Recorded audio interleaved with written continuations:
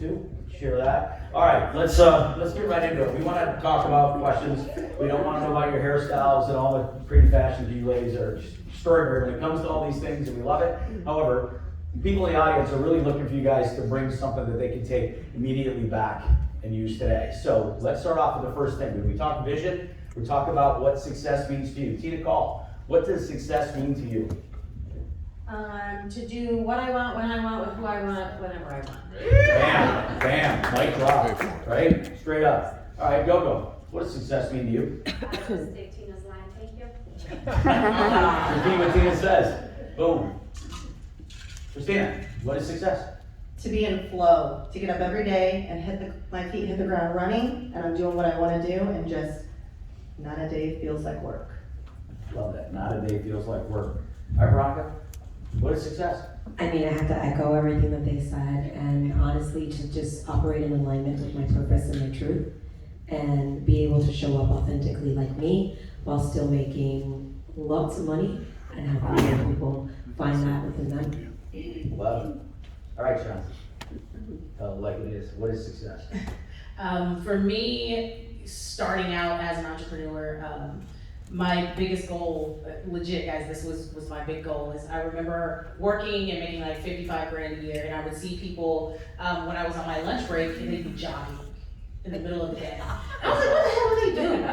They're running in the middle of the day.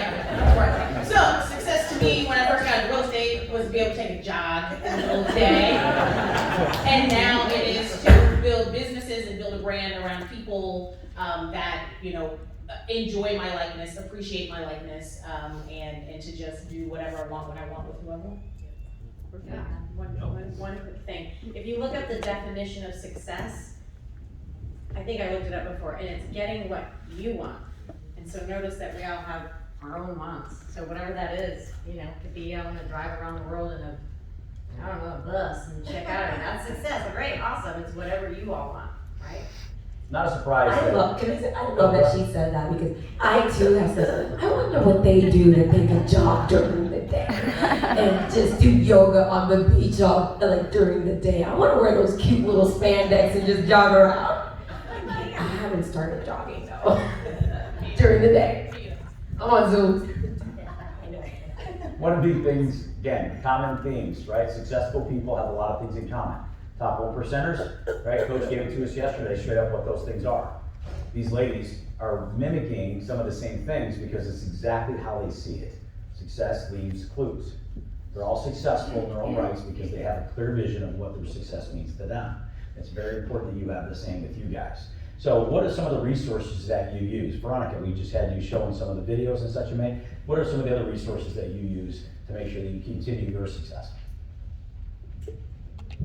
Trick question. I probably have failed more than what I've got things right. But I think you guys said it earlier. Who was it that said their grandpa had 65? Ashley, yes. I think I told a story once that I owned an ice cream shop, and I know what it felt like to have a really bad failing business, and I've done a lot of things wrong, but very little, the fun things that I've done right, I realized I want to do more of that, and I just started doing those things more often. I host women events, I host masterminds, I host retreats, I'm at your city sharing our playbook, I'm giving it all away. Those are the strategies that I do. I just know how to give it all away. All the mistakes that I've made, and I'm always either on a podcast, and if there's no podcast to be on, I start my own podcast. If nobody's calling me to invite me to something, I'm calling someone to invite them to something that I'm creating while I'm flying the plane. If there's no conference, I'm creating my own conference. The things that I do is just always taking action. I'm moving, and movement has allowed me to just fail my way forward. And if I make a mistake, I always do an audit as to, and it's never a mistake, what lesson did I learn? What was the self-discovery? And I'm just having a lot of fun doing that. So when I look at my calendar, where am I seeing movement? And if I don't see things moving, then I'm not doing what moves me. So that's my strategy. I'm always looking for ways to just keep movement. Sure. And I'm having a lot of fun doing it. Sure, look at Ashley Nelson, what she's get up here with her husband and talk about this morning, right? Moving, fast, move, things will come into place, keep moving, love it, that's exactly, you're a grinder, you just make it happen. Oh, Chauncey said, here, you take the mic. Since when you hand out the mic? mic holder. You stand. I like it. You're a team player. Chauncey, you are mostly online doing these things. What are the resources and what other types of things do you do to help for when you're going to build? So I built uniquely, and I would not suggest you guys follow exactly what I did, but it did work to get me to 150 FLAs, which is where I'm at right now. Which is something that used to, I would see entrepreneurs complain about all the time, was people that would come and say, hey, can I pick your brain? Hey, go, can I pick your brain? And it's annoying, right? Because they want to almost trade your time for a cheeseburger and a beer for all of the time and money and tears that it's taken you to build out this business. So it's almost offensive to a lot of people. But instead of taking offense to that, I said, no one else is giving these people time. No one else is giving these people access, and that's what they want. They want to pick your brain. So why don't I make myself accessible so they can pick my brain? Because now they're coming to me, and then I'm able to turn that conversation however the hell I want to turn it. So I can take that conversation, feed them the value that they came to me for, to pick my brain about, and then, oh, by the way, let's take this conversation where I need you to go. So that is one thing that I did in terms of building. Guys, at the height of what I was doing, I was booking 10 Pick Chauncey's brain sessions a day. And of course that was not sustainable long term, but then what I did is I started teaching the generals and the people in my group that I brought on to do the same. So then they were doing it, and then we scaled it to group calls. So now instead of doing individual calls every day, then twice a week, I take 1 hour and I do a group Pick Chauncey's brain session. So last Tuesday, I had 28 people on it. And so then I can turn those 28 people into, people that are joining us. And I've got my generals on there that are feeding into those calls as well. So that's one major way that I actually grew it is, guys, look at some of the opportunities that other people, like you literally have to be willing to do the shit nobody else will do. Nobody else is giving up their time like that. And in the beginning, I gave up my time and made that my full-time job. Then I made a system out of it, I duplicated it, scaled it, and now it is what it is. So, No, straight up. I think that's duplicatable. I think it's highly duplicatable, right? You gotta start somewhere. That was her whole point. She found a place to start, built it from there up, and just, took that thing like a ski slope. There it went, right? All right, Christina, Mike Holder. Well, mine kind of started a little bit different because when I started, nobody even knew who eXp was. So there was no culture to build or resources to tap into. If they were kind of difficult to find. So I had to figure out my own way. And the way that I knew how to do that was to be bold, authentic, and be myself on social media.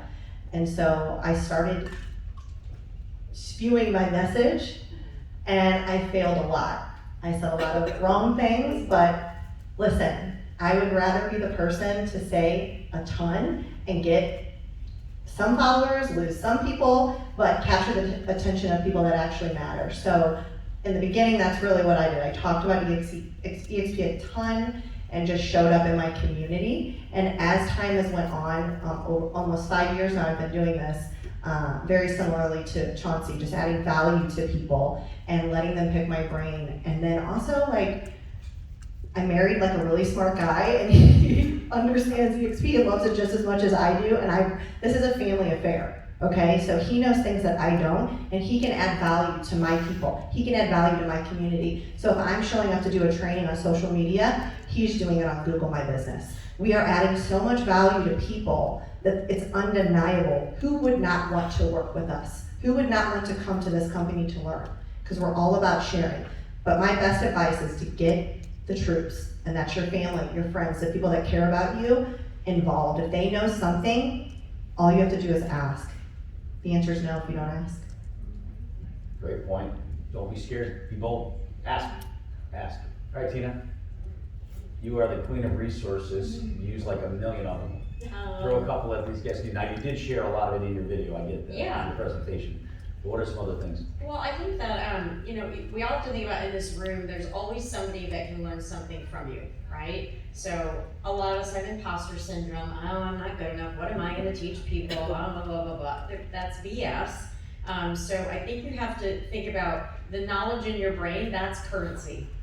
So how much knowledge do you have in that little brain, that big brain of yours, that is your currency. How do you take that knowledge and then disseminate it and put it out into the public? So a year and a half ago or so now, I was like, I'm just gonna do YouTube because I'm doing Instagram and that's cool. I'm just gonna take the videos that we Zoom, literally these terrible, go to my YouTube page, they're terrible. My most terrible video has 72,000 views.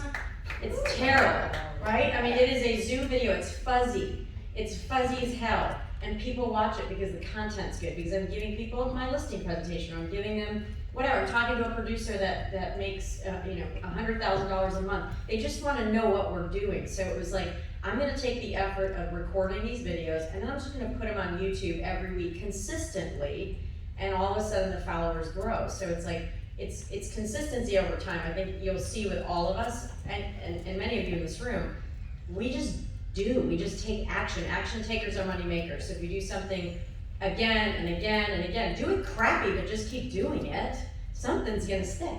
Some of that crap's gonna stick, right? Yeah, I gotta talk to that point. Yeah. Sorry. You said the word scalable, and you said take action even if it's not perfect. My team sometimes they want to strangle me because they're like, so I'm this, high D, a million ideas a minute, and they're like, we need a plan. I'm like, my plan is to pack the room. They're like, we need an agenda. I was like, the agenda is to get the people in the room. They're like, but we need a plan. And some of my people are back there, I drive them crazy. We did an event called Scalable Approach. They're like, so tell us about Scalable Approach. I was like, we're gonna pack the room and we're giving it all the way. And they're like, but what's the plan? I was like, that is the plan.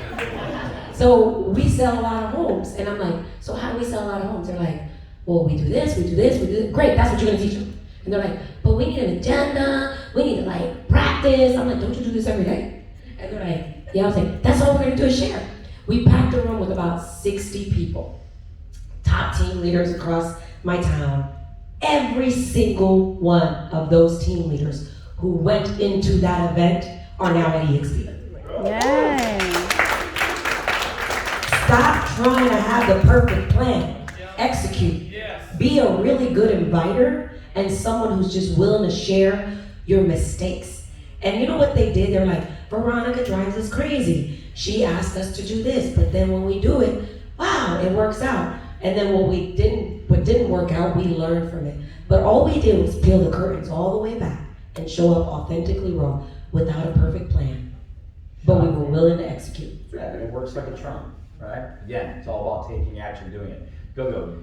One of the things that you do, and please share some of your resources you do, but one of the things that you do that is extremely effective is that you're very consistent, right? Every week you have very specific things that you do, no matter where you're at, no matter what you're doing, no matter where your life's taking you, and you are busier than anybody I've ever met, yet you still are consistently always on these. So share some of the resources that you use that are very effective. Actually, Kevin and I yesterday were sharing our, you know how we work for time freedom? At least that's what I want you to achieve. I'm going to show you what time freedom looks like right now. Hopefully you can see it from the back of the room. Does this look like time freedom to you? Somebody somewhere is jogging. Not me, not yet, right? But when I joined eXp, I said I would work like a madwoman for 3 years so then I will never have to work again. And we are there, right? But then as you build it, then you're needed more and more and more. So then it's systems. I am blessed with amazing people. I'm a visionary, I'm an action taker. I'm competitive, I follow others, I'm constantly learning, I'm constantly reading, I'm constantly at events. There's never an event that I don't go away with at least 10 things that we can implement. Now, the one thing I want you to take, if you've never done that before, to take a risk assessment.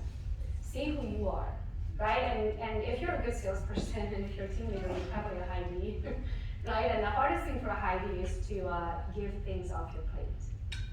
Because a high D thinks what? I can do it better than you can, faster than you can. I will do it twice, take photos, and post it while you get it done once, right? So because that's how most of us think, it's really hard to take that initial step. But today, I'm proud to say I don't even know how many VAs I have anymore. I probably have 30 to 40 VAs. so soon, I don't even know who does what anymore, as long as it gets taken care of, right? We tell all of our friends that helping us, right? Everybody works from home, so I call them friends because we are truly friends and, we just happen to be working together. Everybody can get it done. I don't care if you're on the beach, I don't care if you're in the middle of a club, right? Like, as long as you get your work done, get it done. And then surround yourself with people who have skills that you don't, right? Because I also believe I can do absolutely anything. Like, I can learn coding if I put my mind to it, right? Would I love it? No, I also like to say, as you said, I don't work a day in my life, I get to do what I love, right? So it's totally different, but at the same time, you have to acknowledge that there are things that you're just not naturally good at. Could you learn it? Absolutely. But it might take me 4 hours to do something and somebody else can get it done in 2 seconds because that's their specialty.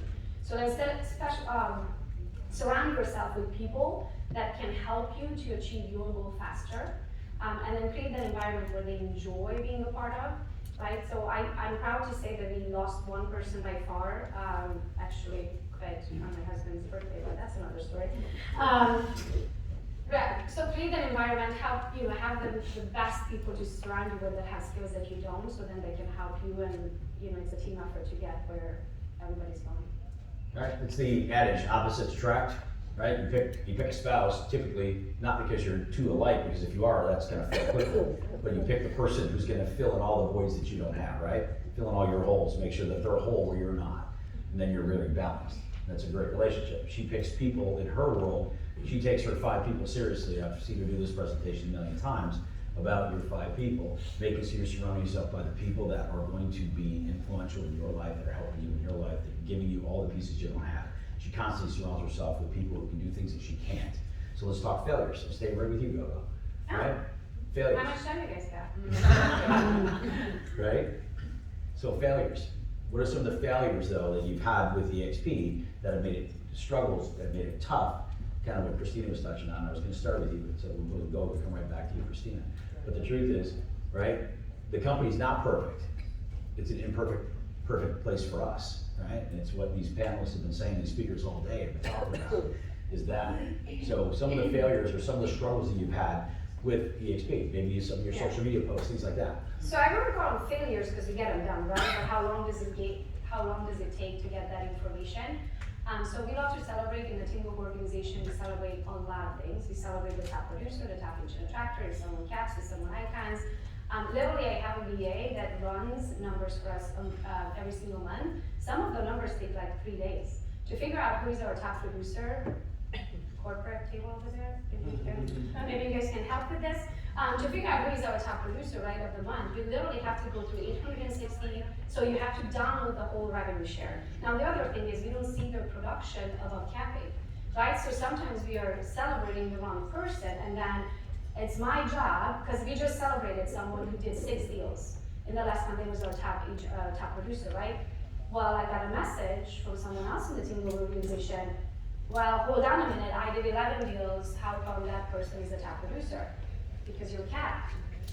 I have no way of knowing that.